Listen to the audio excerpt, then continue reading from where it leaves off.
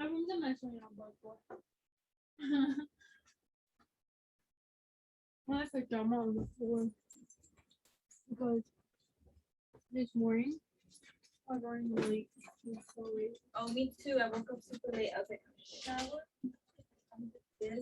I did nothing. And then my teacher is running late right now too.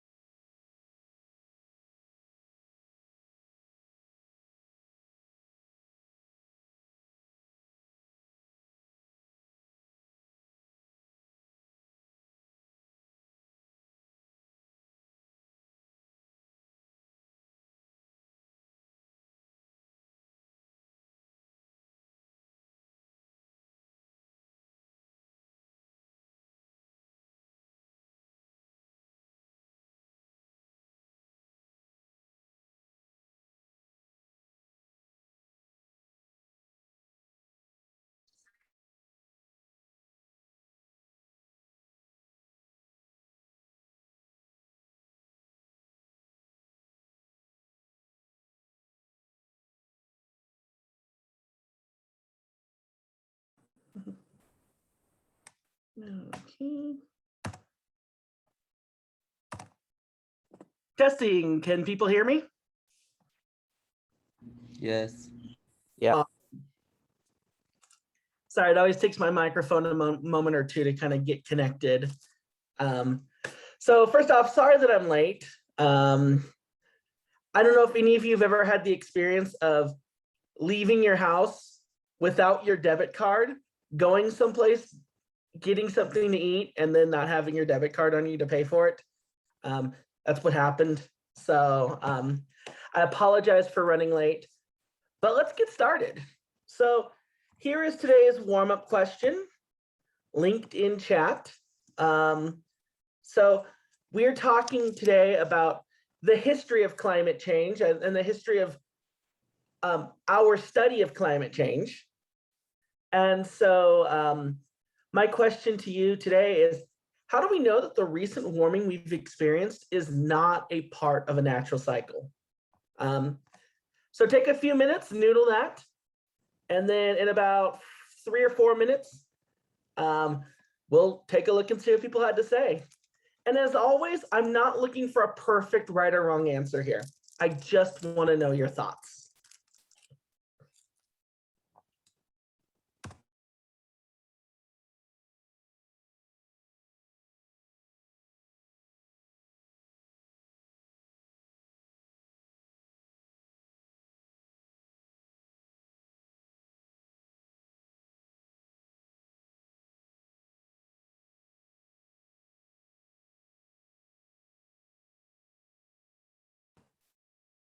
All right, and if other people trickle in, I'll paste the link again. But here's the link to answer this question.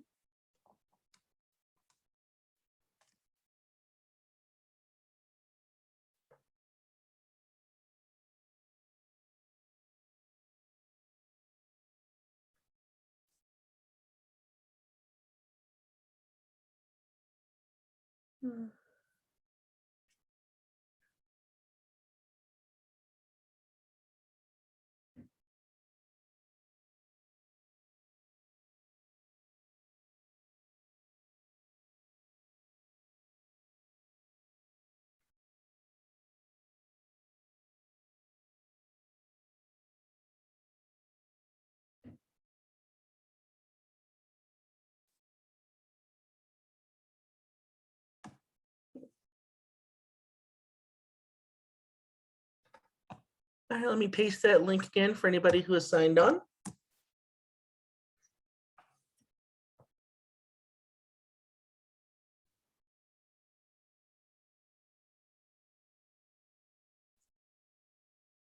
Let's take 2 more minutes.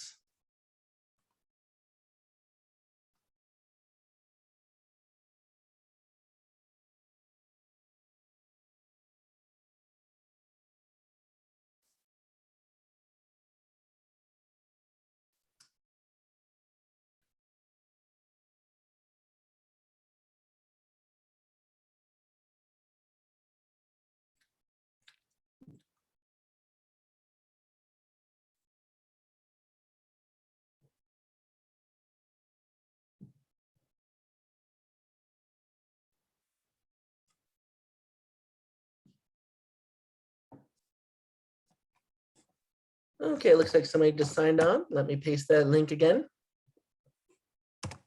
And let's see how many people have responded. Let me take a look here.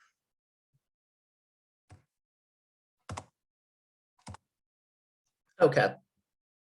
All right, so let's take another minute.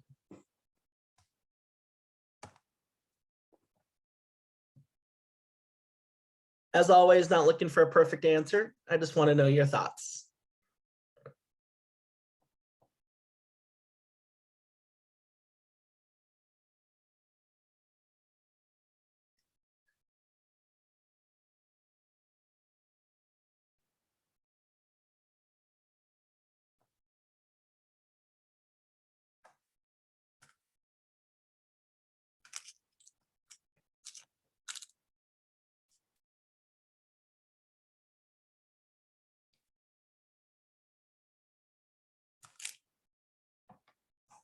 All right, if you're still writing, as always, you can continue to write, but let's see what people had to say.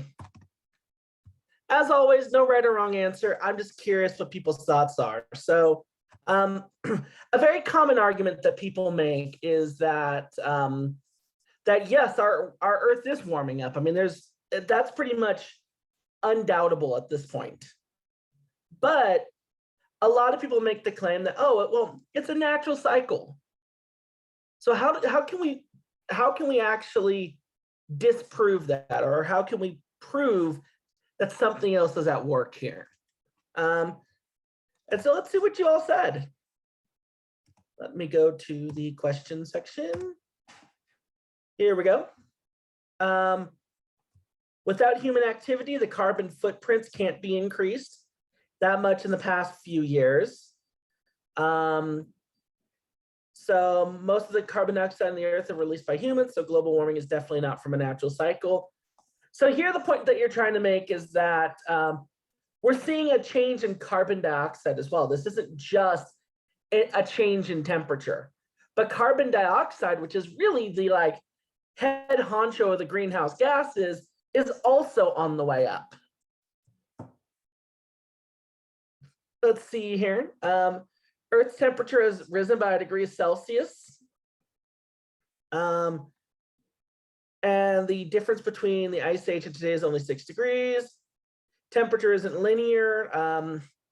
It's more exponential. So we've seen exponential growth in temperature. So it's been very rapid. Not natural because it's been extreme in some areas. Or just completely different to what was normally expected of weather. They're caused by excessive greenhouse gas emissions. So that idea of greenhouse gas concentrations and greenhouse gas emissions are going up at the same time. The Earth is warmer than it's ever been. It's not supposed to be this hot, and we are the cause of this. It doesn't make sense why it could really feel cold one day and the next day be blazing hot. Constantly warming every year, and we see this from the data. So it seems like every single year it's getting warmer and warmer and warmer and warmer and warmer. That just keeps happening. We're continuing to get warmer and warmer and warmer. Record-breaking temperatures occur every year. So yeah, we just keep breaking that record every year. We keep topping it, topping it, topping it. Energy consumption in all forms increases as well. Over the course of the past hundreds of years, we've not seen such a drastic change in temperature since we started recording temperature. The Earth has been getting warm over a longer period of time. Scientists have been researching it deeply to prove that it's not a cycle. It has not reached this high of a temperature before, and the fires that have been causing the warming hasn't happened before earlier or either. Yeah, I mean, for us who live in California, I don't know about any of you, but the fires that we are experiencing now seem to be happening more often, and they seem to be happening earlier. I mean, this is not, and I'm not even talking about, 40, 50 years back in my day. I'm talking a decade ago. We didn't see the kind of fires, the number of fires, the intensity of the fires, when we didn't see that until really this past 5-ish years. Climate change has shown warming occurring since the late 1800s. We're now sitting at the highest levels due to human activity. There's no previous patterns of this in climate history. I like that. So talking about climate history. So one thing that we can actually do is compare what's happening now to what's happened in the past. And in fact, if you actually do that, believe it or not, we are currently warming at a rate 10 times faster, 10 times faster than when we came out of the last ice age. So we are warming at an unprecedented rapid rate. We notice a pattern of heat going up and down. We know this is not normal because the amount in which the temperature has risen is far too high and drastic. We can compare the data with the past couple of years. The amount of carbon dioxide, which is not considered normal. And I'll actually show this more in depth. I'll show it a little bit today, but actually in the next couple of lectures, I'm going to compare carbon dioxide concentrations now to the last 500,000 years. And you'll be alarmed with what you see. Carbon dioxide records are being surpassed every year. So every single year it's getting hotter and hotter and hotter. And at the same time, every single year, carbon dioxide is going up more and more and more. More carbon emissions. Temperatures change rapidly. Recent temperature change is more extreme than before. Rapid spikes in temperature, melting ice caps. How fast the temperature is increasing. Extended summertime, heat waves, hurricanes. The way Earth reacts towards it. This one's actually a really big one too. So one of the ways that we can actually tell that this isn't natural is that natural cycles are much more gradual and they're much more copable, meaning that the Earth system and the ecosystems in the Earth system are able to adapt to them because they happen gradually enough. But right now, what we are seeing ecosystems collapsing. I mean, coral reefs are starting to die off. We're seeing all kinds of wildlife becoming endangered just because the climate is changing so quickly that they can't cope with it.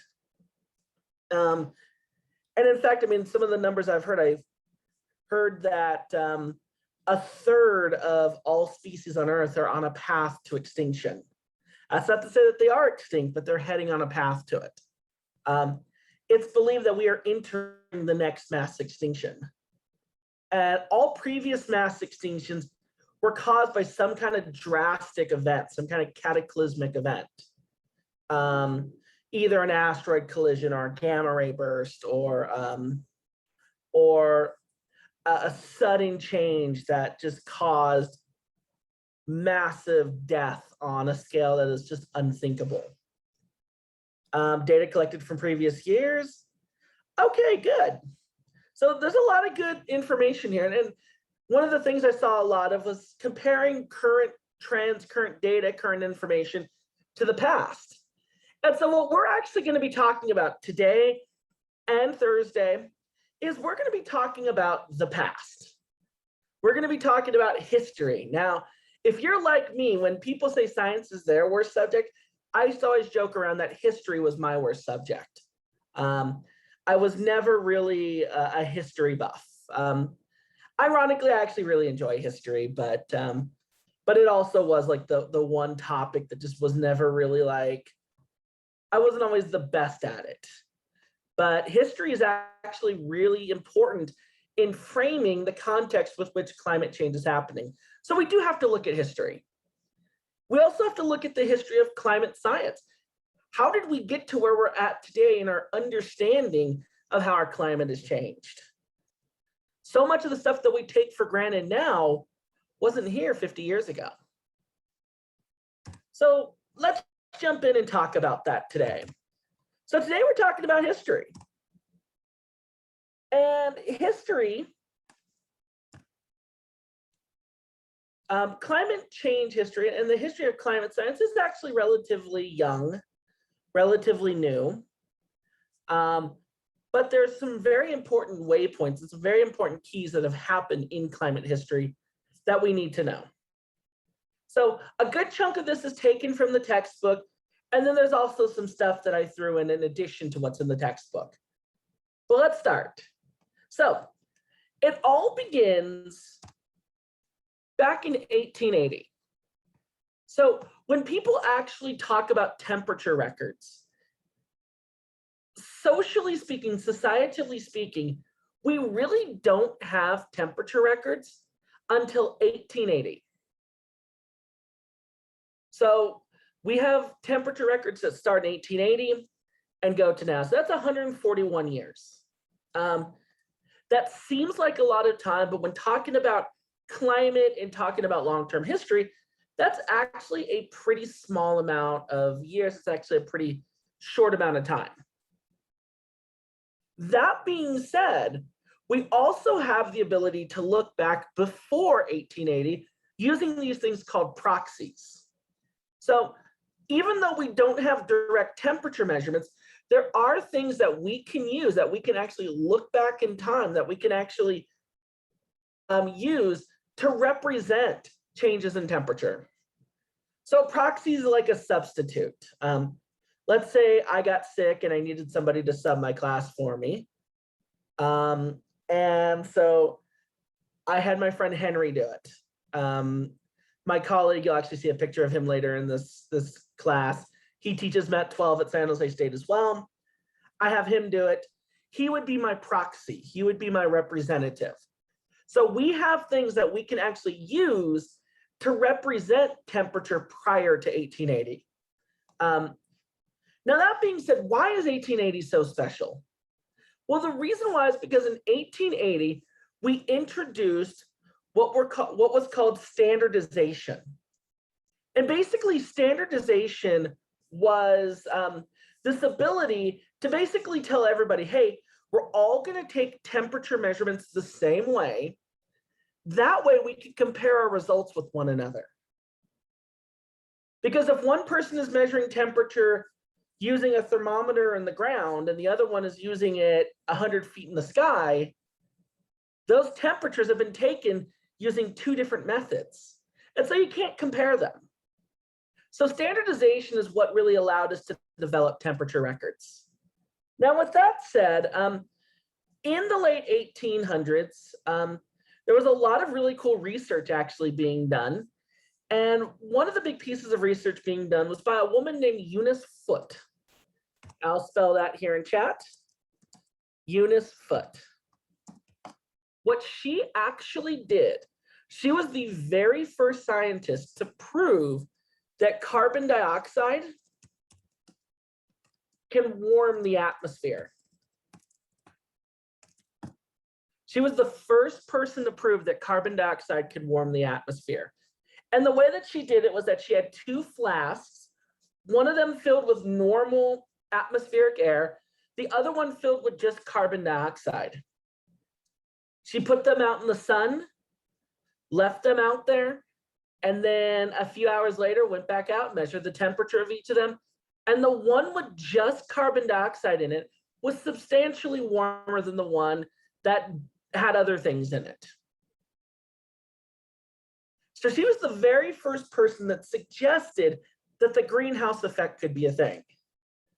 Now, that being said, the very first suggestion that our Earth was actually warming came about 50, 60 years later from a gentleman named Guy Stewart Callender, kind of an interesting name, but, and he was the first person to actually provide evidence that our Earth was actually warming up. So Eunice Foote suggested that our Earth could warm up.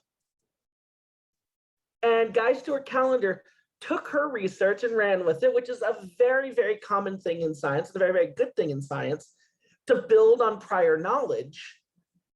Well, he took Eunice Foote's research and using temperature measurements taken from all around the world, from different climate zones, from different latitudes, he was able to then show that our Earth is warming up, that our Earth is warming up. And he published his first study in 1938.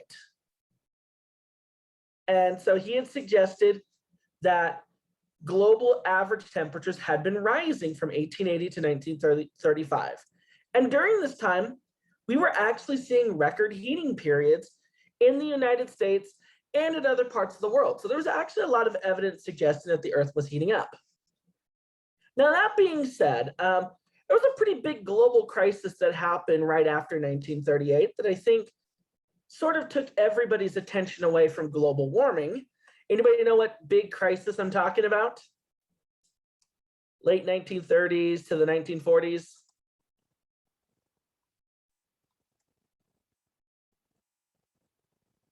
Anyone?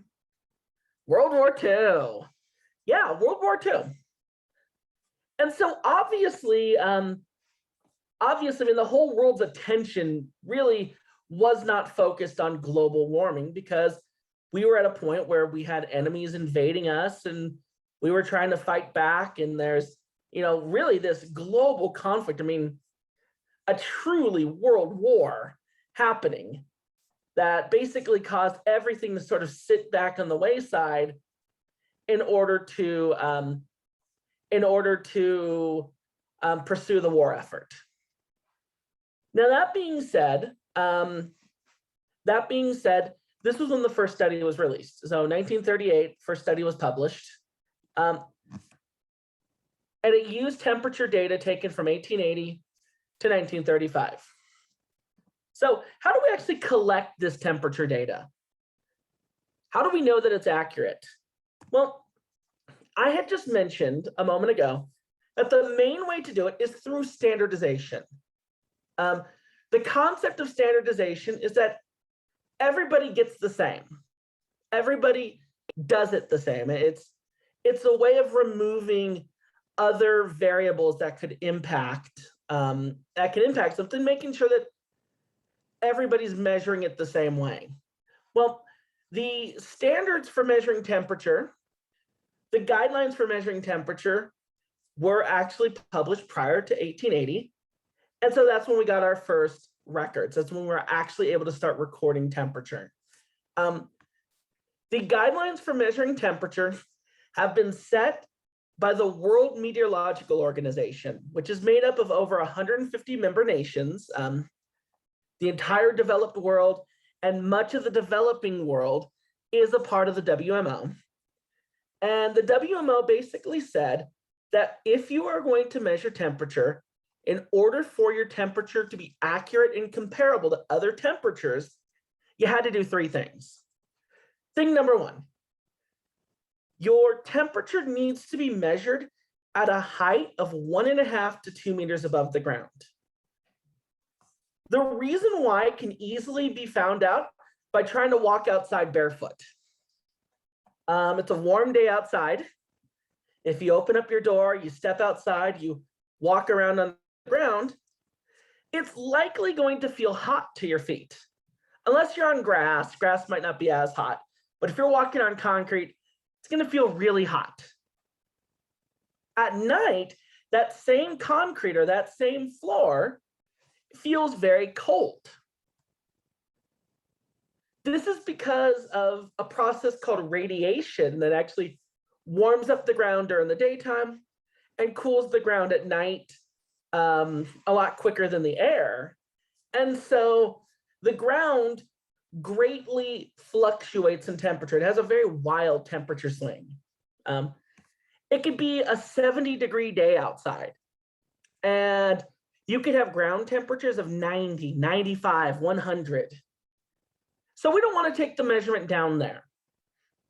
Instead, we want to take it up here, 1.5 to 2 meters above the ground. I'm not standing up right now. I should stand up and then do that. But that's just about at eye level. It's about where most faces are, which is why we do it there. The second thing, contrary to popular belief, we actually measure temperature in the shade. Why? I think most people think that we measure it in the sun, but we actually measure it in the shade. The reason why we measure it in the shade is because if we measure it in the sun, that thermometer is getting direct exposure to sunlight. What happens when you stand out in the sun? What happens when you stand out in the sun? You get warm. You get warm.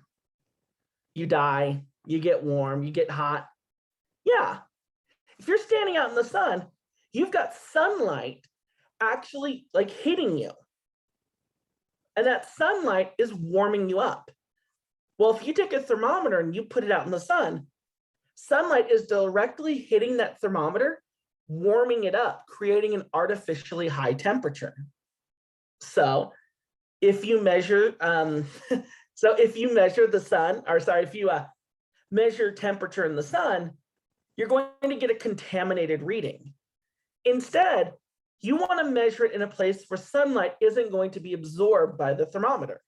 So we measure it in the shade. Last thing, out in Mother Nature, you have bugs, you have birds, you have dust, you have pollen, you have animals, you have annoying meteorology teachers, you have all kinds of things that can mess with the thermometer. Well, in order to prevent those things from messing with the thermometer and therefore contaminating it, creating a bad reading, we also shelter the thermometer. However, we can't just put a thermometer in a closed shelter and say, hey, it's measuring the air temperature. No, the thermometer needs to be well ventilated.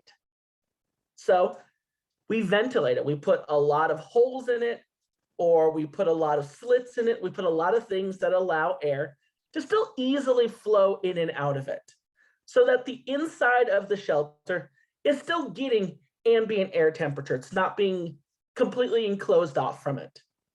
So those are the three things: 1.5 to 2 meters above the surface, shaded, ventilated. So just to test your understanding of those three things, I have 3 different scenarios right here. I have 3 different scenarios. And what I'm going to do in a Zoom poll, which I will launch in the next few seconds, is I would like you to tell me if each one of these 3 scenarios is an accurate way of measuring temperature or not. But just to remind you, 1.5 to 2 meters above the ground, shaded, ventilated. All right, let's see how you do.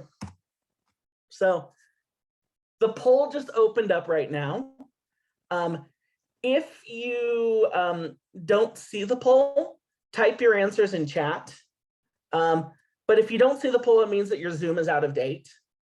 But so I'll give you 3 minutes to figure this out, and then we'll go over it together.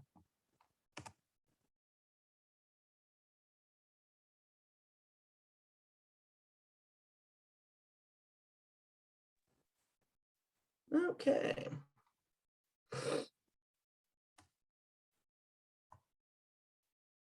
So about 1/3 of you have answered so far. The answers are definitely very different from my morning class. I love it.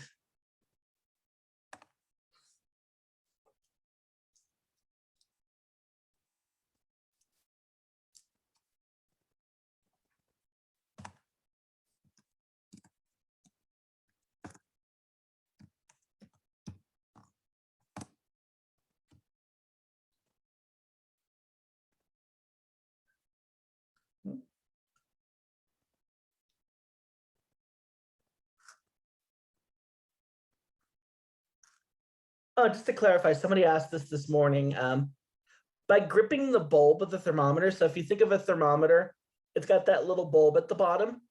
The person is gripping it like this. They're holding onto it, they're gripping the bulb like this.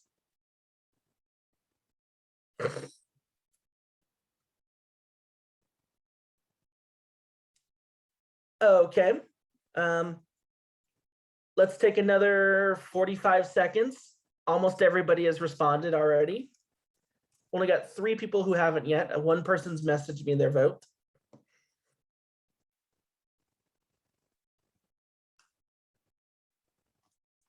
Interesting. Okay.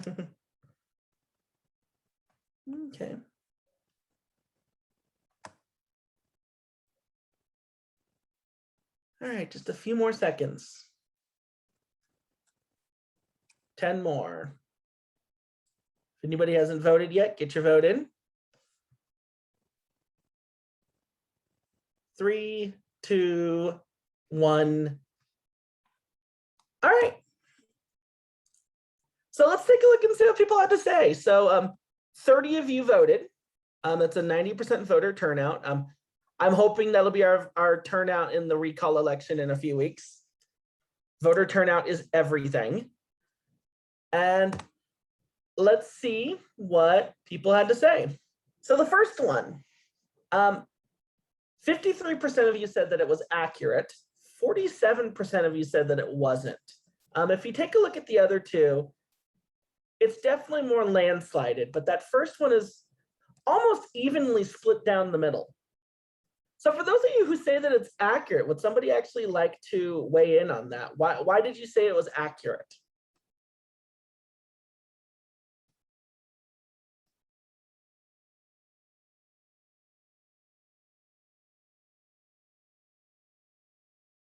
For anybody who said it was accurate.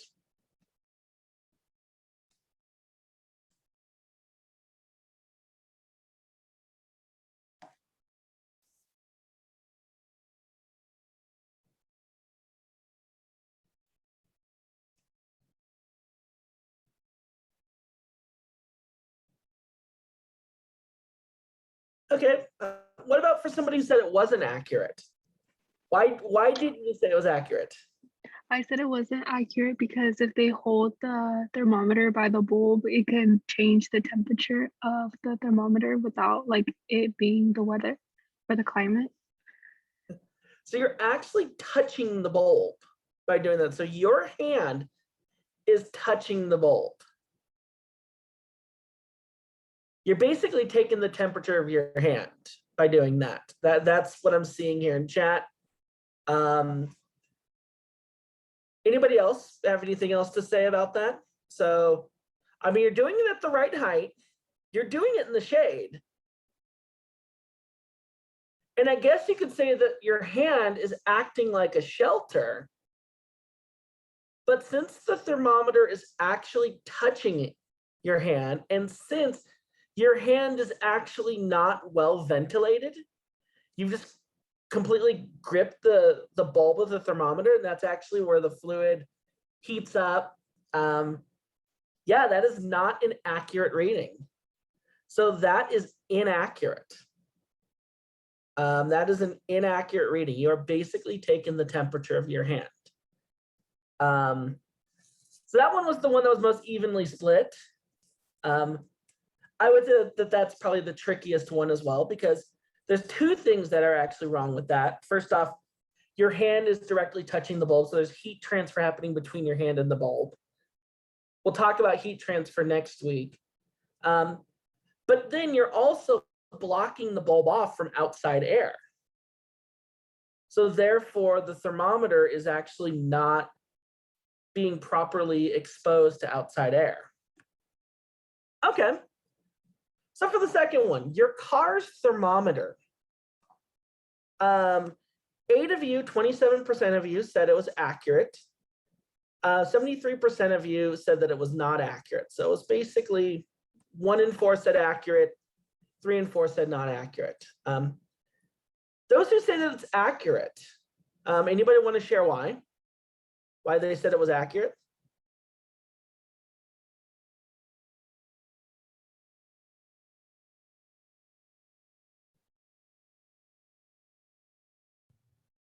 I just guessed that it's a car. Hey, that's a fair answer. Go ahead. Sorry. I chose not accurate, but now that I think about it, like it could potentially be accurate because like it does like potentially depends on the car you're in. Like it could meet the requirements of being like the right level and like 1.5 meters and like it's inside of like a ventilated place. You know, like depends on where it is, like inside the car. Interesting. So it actually depends on if where you are in the car. Why would they even have it if it's not accurate? That's a good question. So I always tell people that thermometers are a really good way to get a ballpark of the outside temperature. The answer is no, it is not accurate. It is not done accurately using WMO standards because cars usually aren't 1.5 meters to 2 meters tall. You usually have to crouch to get inside a car. Cars are gigantic things that are metal, or at least parts of them are metal. And so heat can easily transmit from one part to another. That being said, car thermometers are still a good ballpark. They still give you a good idea. What I've actually found is that during the daytime, they tend to run a little hot, especially if your car is out in the sun. They tend to run a little hot, and I think that's because they absorb a lot more sunlight. But Yeah, so they're not at least not according to WMO standards. It's still really a useful ballpark measurement of what the temperature is outside, but no, it's not WMO standards.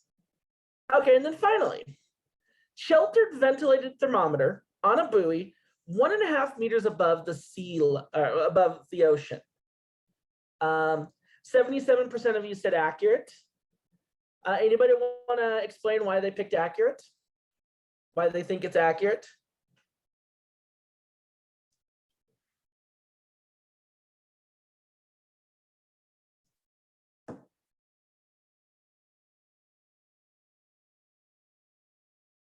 I mean, if you're taking a look at the 3 requirements, yeah, if you're taking a look at the 3 requirements, it's 1.5 meters above the surface.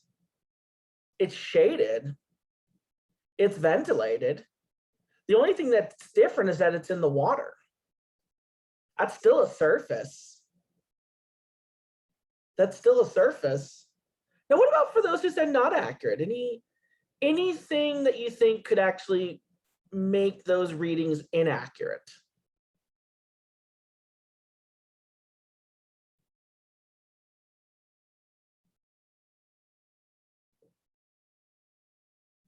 A good argument I heard from my morning class was that that the ocean can be very wavy, so you can get waves, and that can kind of bop the thermometer around and change its height to an extent. I think that was the best argument I heard against its accuracy. But no, we actually consider buoys to be pretty accurate, actually. We actually do use them as a way of measuring temperature. Now, that's not to say that they're perfect, and that's not to say that any of these are perfect. But this is just a way of just testing your understanding of the WMO standards. So with that being said, that's how you measure temperature. A 1.5 meters above the ground or above the surface. So it could be above grass, it could be above ocean water, it could be above anything like that. Shaded and ventilated. If you're doing those 3 things, your temperature reading is accurate enough to compare to other WMO weather stations. Now, that being said, let me turn this poll off now. Put that away. Bye-bye. Now let's continue on. So here were Guy Stewart Calendar's observations. So he actually took a look at 3 different regions of the Earth. The North Temperate Zone, that's where we live. We live in what's called the mid-latitude zone. And so he looked at the North mid-latitude zone and noticed that there was definitely warming that was happening, especially from 1910 onward. The tropical zone, now that's down near the equator. And then the South Temperate Zone, so that's parts of South America, the southern part of Africa, and parts of Australia. And combining them all to a global average, what he really showed was that really, at least since 1910, Earth had been on a steady warming trend. Then World War II happened. During World War II, and I'm actually interested, I haven't read a lot of research into why this was. During World War II, temperatures actually spiked quite a bit. There was a big upward jump in temperature. And then as World War II ended, it went back down. And then temperatures kind of leveled off in the 50s and 60s. Temperatures actually leveled off in the 50s and 60s and a little bit into the 70s. We refer to this as what is called the mid-century cooling event. And in fact, if you remember from last week when I showed you that image of that confounded scientist with global cooling crossed out, there were actually many scientists at the time that thought that our Earth was cooling. And so they were actively refuting Guy Stewart Calendar's data, saying that no, the Earth is cooling. Here's what was missing in this though. 1950 to 1980, that was the beginning of the Cold War. We were reconstructing from World War II. I mean, if you think like, with the exception of the United States, pretty much almost every developed country involved in World War II was war torn. Whether you were in downtown London or downtown Berlin, you experienced destruction from war. And so going into the 50s, we were going into a period where much of the world was rebuilding, getting cities back together, getting power grids up, getting a more modern standard of living. At the same time, here in the United States, we were also going through pretty much a boom of our own. Cars were starting to become more common. The interstate highway system was proposed and started being built in the 1950s. And really, basically in the 50s and 60s, the Earth as a whole was like an industrial juggernaut. There was a lot of industrial activity happening. Now, here's the thing though, in the 50s and 60s, really up to that point, pollution was not something we were worried about. Factories had very little accountability, very little being held to them, telling them not to pollute. Cities could be heavily polluted, towns could be heavily polluted, and people wouldn't mind because guess what? That factory in town was providing jobs. That was allowing people to live there. That was allowing that economy to thrive. Here's the problem though. The problem comes in two parts. First off, much of the pollution that was being shot out of these factories, places like zinc plants, iron, steel mills, places like that, much of the stuff that was being shot out of these plants was actually really toxic. And so this wasn't just polluting our air, this was actually making air quality very hazardous to the point where people were actually dying. The other thing though is that a lot of this was soot, was particulate matter, was all of the stuff that essentially acted as a shading.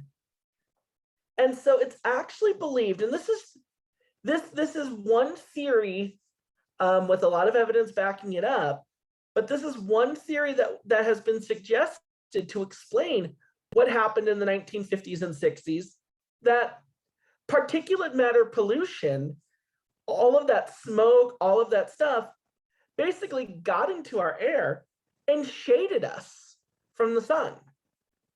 And that at least caused a little bit of a dimming. Not enough to the point where you would actually notice it. It wasn't like dark at noon. I mean, I don't know if y'all remember that one day last year when it was pitch dark at noon because the sky was like this brown color. I call it apocalypse sky. But it wasn't because of that, or it wasn't like that, but it was just enough to where we got just a little less sunlight, and that kept us from warming up. Then you get into the 70s. In the 70s, we realized this air is actually killing people. This air is actually toxic. We need to do something about it. And so what we did is we introduced clean air laws. Basically, we told factories and plants, hey, you got to clean up your act. Sorry to make you do it. You got to clean up your act. And so plants and so factories had to actually change what they used, what they burnt, did it change what they produced. Some even had to stop actually operating it at all. Others had to operate away from cities. All of this resulted in substantially cleaner air and improved air quality. I mean, think about even in the smoke that we've had in the last few years from wildfires, our air quality now is way better than it was 50 years ago. Way better than it was 50 years ago. Well, Once all that stuff got out of the sky, though, sunlight was able to resume its normal heating up of the Earth. Temperatures started shooting back up again. But yeah, during this period of 1950 to 1980, many scientists suggested that our Earth was actually cooling. What's interesting, though, is that, many scientists were actually suggesting that our Earth was cooling. And so this is the mid-century cooling event that happened right here. And if you take a look, it really wasn't a cooling event. There was definitely that sort of coming down from the World War II spike. Oops, sorry. But other than that, it was more of a leveling off. But then as we got into the 70s and 80s, we have pretty much just gone whoop ever since. It's just been up, up, up, and up. Well, what's interesting is that even though global average temperatures had kind of leveled off in the 50s and 60s, there were still signs that our Earth was in general warming. For example, one study had suggested that glaciers had been in retreat. Another one that was actually published by somebody who had originally set out to actually disprove climate change actually began to show evidence of significant warming in the 1950s. So even then, it wasn't a settled science on either way. There was a lot of evidence suggesting that our Earth was warming. Now that World War II was over, now that we were rebuilding, now that we were able to sort of start moving forward, scientists began to really look into this issue. And that takes us to the year 1958. In 1958, a scientist by the name of David Keeling, a scientist from the Scripps Institute of Oceanography, actually began tracking changes in carbon dioxide. So Eunice Foote was the first person to suggest that carbon dioxide could warm the atmosphere. Guy Stewart Callender was the first person to suggest that it was warming the atmosphere. And so now David Keeling comes along and he realizes, well, we need to actually see what carbon dioxide is doing. Up to this point, we've just been looking at temperature. But what is carbon dioxide doing? And so in 1958, through the Scripps Institute of Oceanography, he actually put in a carbon dioxide monitoring station at the Mauna Loa Observatory. So Mauna Loa is an island in Hawaii, Mauna Loa is a volcano, it's a volcanic mountain on the big island of Hawaii, out in the middle of the Pacific Ocean. It's about 11,500 feet up. So it's way above the city, way above any human influence. It's out in the middle of the Pacific Ocean. It's actually a really good place to get a baseline for carbon dioxide readings. Now it is a volcano, but David Keeling had thought about that. He actually decided to put this observatory and the station upwind of the volcano. At that elevation, winds are usually coming from the same direction all the time. So he put it upwind of the volcano so that volcanic gases, ashes, and stuff like that would never go over the station. They were always blowing in the opposite direction. They were always blowing in the opposite direction. And what David Keeling began to see was actually pretty disturbing. And in fact, the plot of his data, and data is still being recorded at this site to this day. Data is still being recorded there. But what he began to notice was that year to year to year, carbon dioxide concentrations were steadily going up. Year over year, over year, over year. Carbon dioxide concentrations were continuing to rise. In 1958, those concentrations were 315 parts per million. Now, what on earth does that mean? That means that if I were to take 1 million molecules of atmospheric air, I were to grab up 1 million molecules, take them from all around, throw them down on my table, sort them out, 315 of them would have been carbon dioxide. That was in 1958. In 2018, 60 years later, it was closer to 410 parts per million. If you do the math, that is about a 30% increase in carbon dioxide concentrations in just 60 years. That is a huge jump in carbon dioxide concentrations. And in fact, every single year, even during COVID, every single year, carbon dioxide concentrations are continuing to rise. Why? Because as our population continues to grow, we are continuing to emit more carbon dioxide. Therefore, we're putting more in the atmosphere. Therefore, there is more in the atmosphere. And this process is continuing and continuing and continuing. Here's the Mauna Loa Observatory. So it's up at 11,000 feet out in the middle of the ocean. Yes, somebody actually did ask me in my morning class. Yes, it does snow on top of Mauna Loa. It does snow in Hawaii. I know. But yep, it snows in Hawaii. And here is that Keeling curve that I was talking about. And if you notice, carbon dioxide concentrations are just steadily going up, going up, going up, going up, going up. They continue to rise. In the past decade, they blew past 400 parts per million, which was kind of seen as like a big milestone, like scary threshold. They rose above 400 parts per million for the first time. Now we are constantly above 400 parts per million. And every year they continue to go up more and more and more. Now, just to make sure that I'm being fully transparent here, there's another feature on this graph that I also want to talk about. You see the steady increase, but what do you also see here?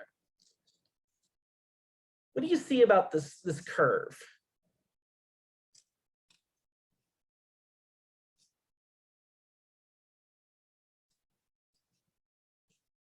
What else do you notice about this curve?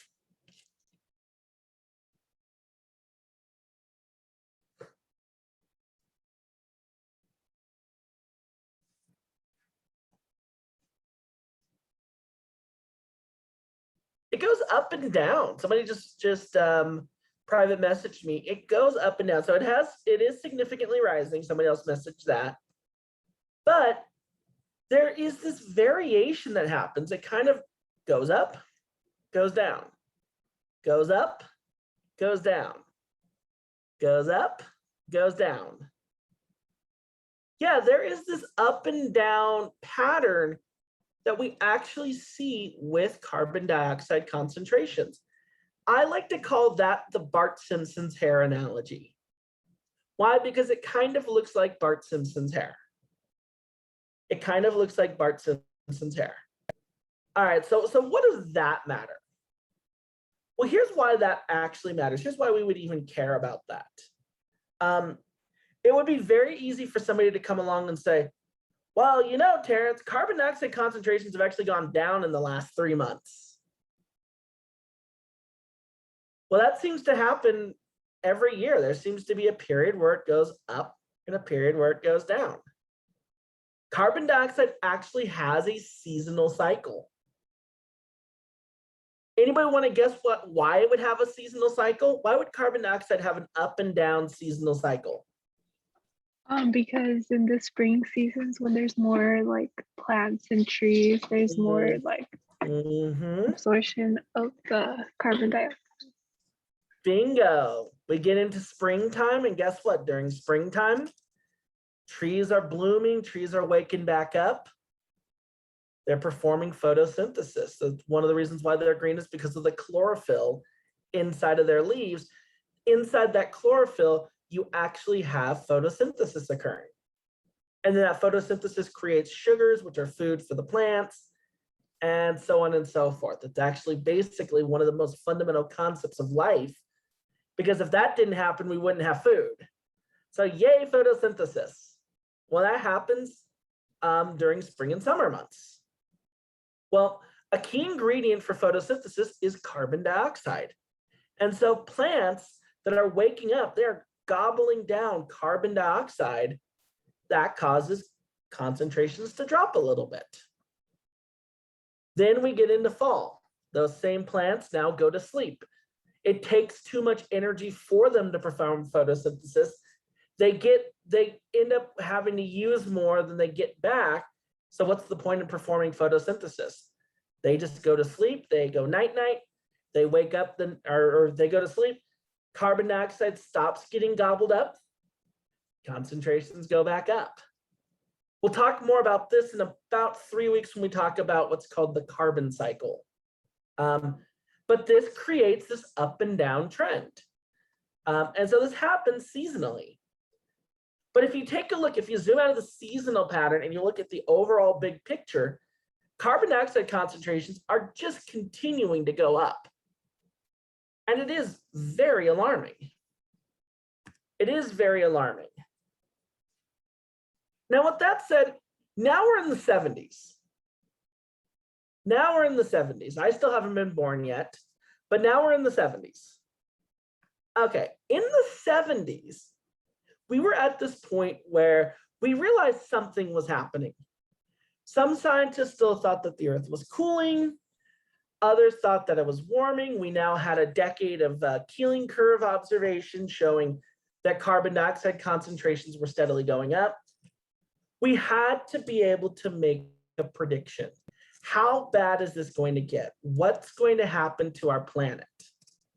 Well, I don't know about you, but if I wanted to do an experiment with the Earth right now, I can't step outside of my door with an aerosol can and start spraying carbon dioxide into the air and measure the temperature and get anything worthwhile.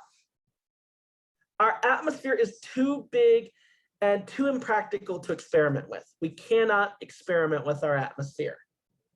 But what we can do is we can actually construct a model of our atmosphere and then tinker with that. So think of a model car, or my favorite analogy is usually a model airplane. A model airplane, so a model airplane is, you take a giant airplane and you now whittle it down to a small airplane. That giant airplane has hundreds of little flips, levers, switches, and stuff like that. The smallest model airplane I've ever flown only had 2 switches. So much less complex, much easier to work with, but still kind of an accurate representation. It could still fly, it could still take off, I could still bank it, it would still land, it would still do what it needed to do. It still is able to perform the main function. Well, we did that with our atmosphere. We actually took our atmosphere and using our understanding of our planet, using our understanding of our atmosphere, we were actually able to create a model. This model was a simplification of our atmosphere. These models that I'm talking about, these are what are referred to as general circulation models. And then what we could do with this model is that we can then tinker with it. We can add stuff to it. Okay, let's double the carbon dioxide and see what happens to the Earth. See what happens to Earth's temperature. Let's cut the carbon dioxide in half. Let's see what happens to the temperature. Now, here's the thing. In the 1970s, when these were developed, computers were very primitive. A computer took up half a room. It was this gigantic thing. And it had exponentially less processing power and less capabilities than your little phone right here.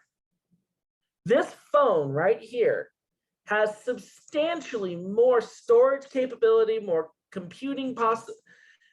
This phone right here can do so much more than our world's first supercomputers could do.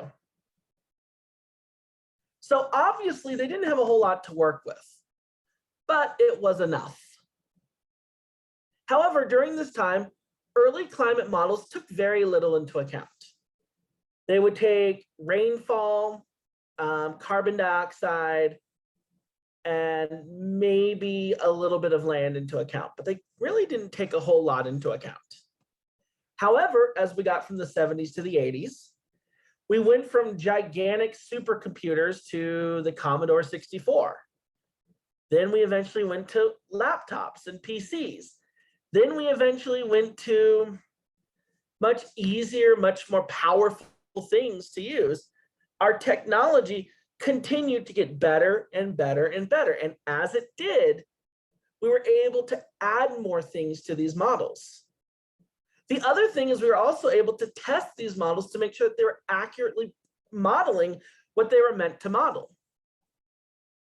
So basically, over a long period of time, we were able to trial and error and add more technology and trial and error and add more technology. And these models got more and more and more complex. However, more and more and more accurate. Now, there are different models from all around the world. The UK has a model from the Hadley Center. The Japanese Meteorological Agency has a model. The Chinese have a model. And the US have a model. And there's other models as well. Our model here in the United States is called the Community Earth Systems Model. And the pioneers of this model were two gentlemen by the name of Warren Washington and Akira Kashihara. And here are pictures of these two.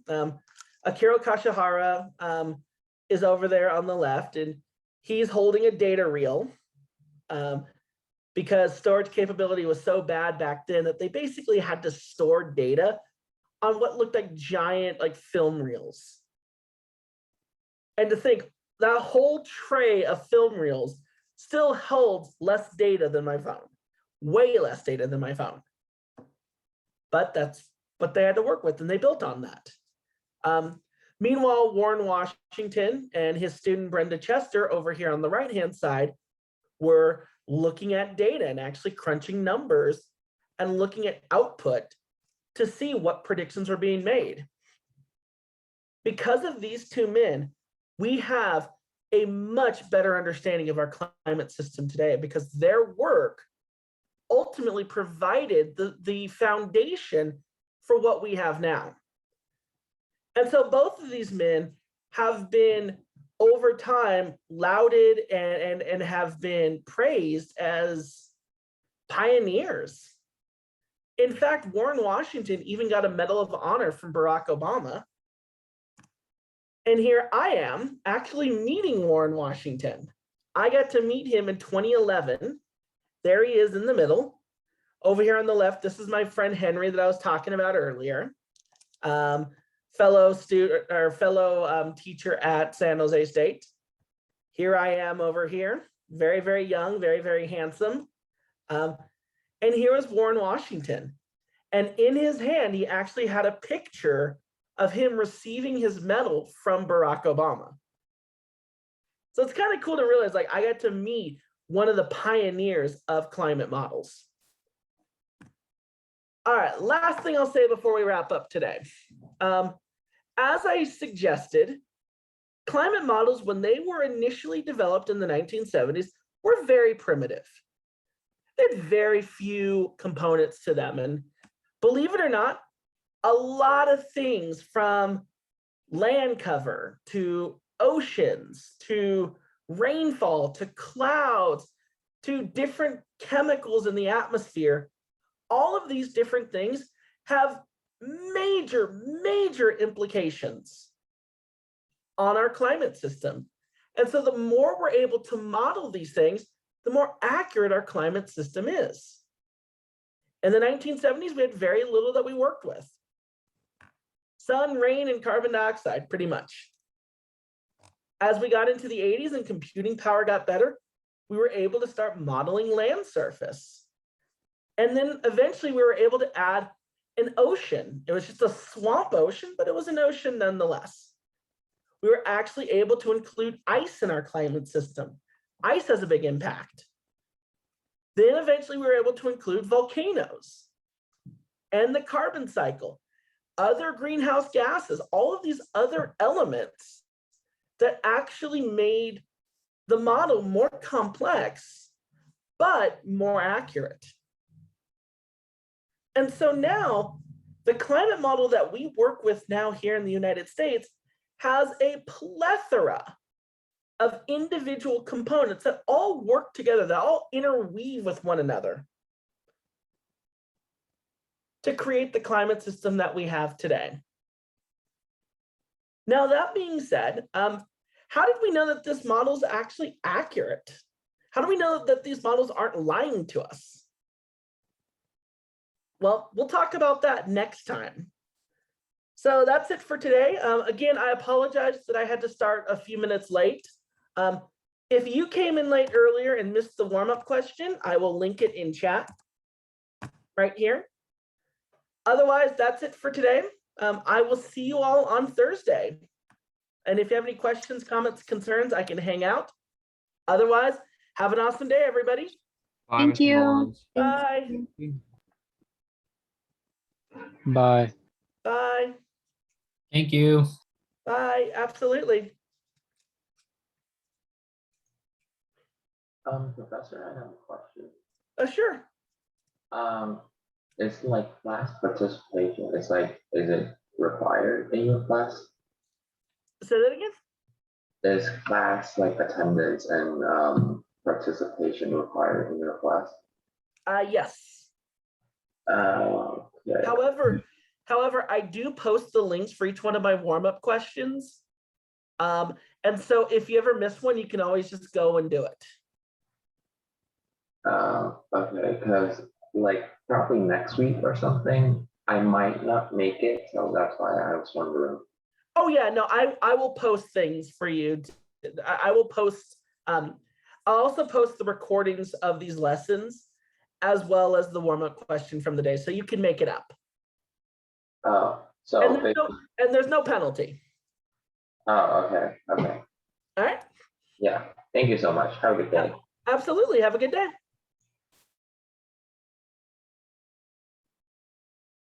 Are there any other questions I can help out with right now? I have questions about the homework. Sure. I'm quite not understand how to look at the chart.